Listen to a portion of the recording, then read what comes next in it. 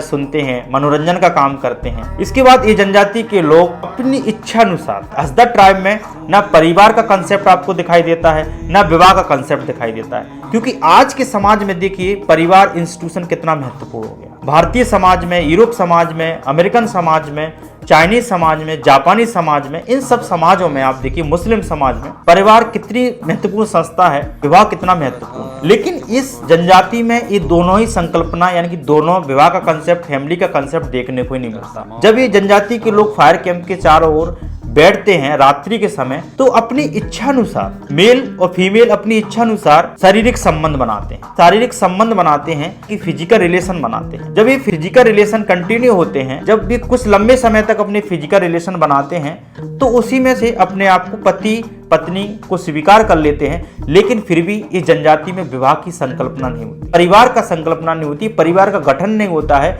विवाह नहीं होते हैं जनजाति में। बस जो है कुछ समय के लिए पति पत्नी होते हैं। लेकिन ये जनजाति के सदस्य जो इतने फ्री होते हैं, क्योंकि ये जनजाति का जो समाज है उसमें कोई नेता नहीं होता है, कोई बड़ा नहीं होता है, कोई छोटा नहीं होता है, बल्कि सब फ्री होते हैं, सब इक्वल होते हैं, सामूहिक होते हैं। आज हम देखिए, आज के समाज में देखिए, हर कोई नेता बन रहा है, हर कोई किसी को गाइड कर रहा है। आज के समाज में धर्म के ठेकेदार अलग अलग तरीके आयोजन कराते हैं, लेकिन ये जनजाति में ऐसा कुछ नहीं होता है। लेकिन जो पति पत्नी होते हैं वो स्वेच्छा अनुसार एक दूसरे को छोड़ सकते हैं और दूसरे सदस्यों के साथ शारीरिक संबंध बना सकते हैं, फिजिकल रिलेशन बना सकते हैं।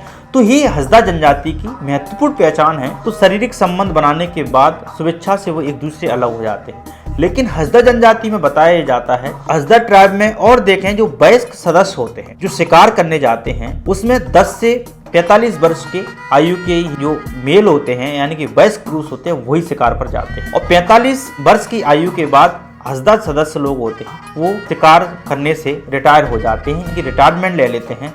वो 45 वर्ष की आयु होने के बाद हसदा सदस्यों की, हसदा जो वयस्क लोग हैं, वो शिकार पर नहीं जाते हैं, यानी कि वो आखिट का काम नहीं करते हैं, मांस संग्रह का काम नहीं करते हैं, हंटिंग का काम नहीं करते हैं, बल्कि वो अपने जो तीर बाण धनुष के साथ घोंसलों में ही रहते हैं, जिससे कोई जंगली जानवर या फिर जंगलों में जो जीव जंतु हैं उन पर आक्रमण ना करें। तो इनके जीवन में कोई ज्यादा परिवर्तन नहीं आया। ये समाज बहुत ही फ्री समाज है। हसदा जनजाति का जो ट्राइब का समाज है बहुत ही आजाद है, बहुत ही फ्री है, बंधनों से मुक्त है। इनका कोई धर्म नहीं है, इनकी कोई संस्कृति नहीं है, इनकी कोई लिपि नहीं है, इनकी कोई भाषा नहीं है, ये किसी ईश्वर में विश्वास भी नहीं करते। ये जनजाति की खास विशेषता है। हसदा ट्राइब के खान पान की और बात की जाए, इनकी फूड पैटर्न की बात की जाए, तो हसदा जनजाति के बारे में एक विशेषता और है कि हसदा जो ट्राइब के लोग हैं वो शहद को बहुत प्रिय भोज्य पदार्थ मानते हैं, कि शहद का बहुत सेवन बहुत करते हैं, शहद को बहुत खाते हैं। जो हसदा ट्राइब के लोग शहद के साथ साथ तंबाकू का भी प्रयोग करते हैं,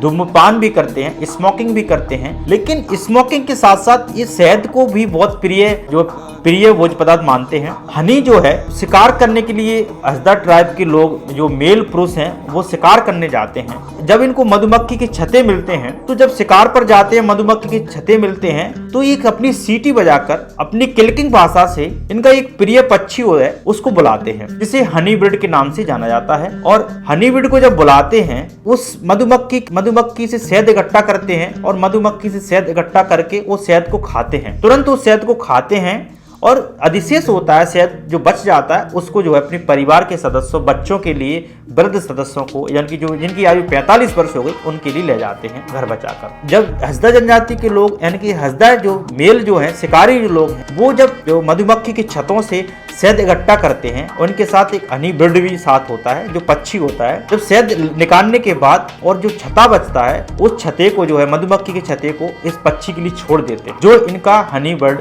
जिसे वो हनी गाइड के नाम से भी जाना जाता है, क्योंकि वो गाइड करता है, जो मधुमक्खी के छते को ढूंढने में इनकी मदद करता है। हनी बर्ड है, उसको जो है उसके लिए छते को छोड़ देते हैं। जो हसदा जनजाति के जो लोग हैं, जो है मांस के साथ साथ, रॉ मांस के साथ साथ, रॉ मीट के साथ साथ ये शहद का भी अत्यधिक मात्रा में सेवन करते हैं। और तो इनके फूड पैटर्न में कोई परिवर्तन नहीं आ जाए। हजारों सालों से ये जनजाति जो है इन्हीं जो 3 गिने चुने, यानी कि शिकार और कंद फूल, फल फूल के साथ शहद पर ही डिपेंड है। ये जनजाति जो है इम्पाला, जो मृग इम्पाला जो जानवर है, यानी कि वन्यजीव है, अर्थात जिसे हम मृग के नाम से जाना जाता है, यानी कि हिरण है, उसके भोजन को अधिक प्रिय मानते हैं। लंगूर के मांस को भी बहुत प्रिय मानते हैं। और जो मृग होता है, इम्पाला है, उसके भी मांस को, उसका भी शिकार बहुत अत्यधिक मात्रा में करते हैं, उसके मांस को बहुत प्रिय मानते हैं। तो हस्दा ट्राइब लोग आज भी जो है आदि मानव की तरह अपना शिकारी का जीवन जी रहे हैं।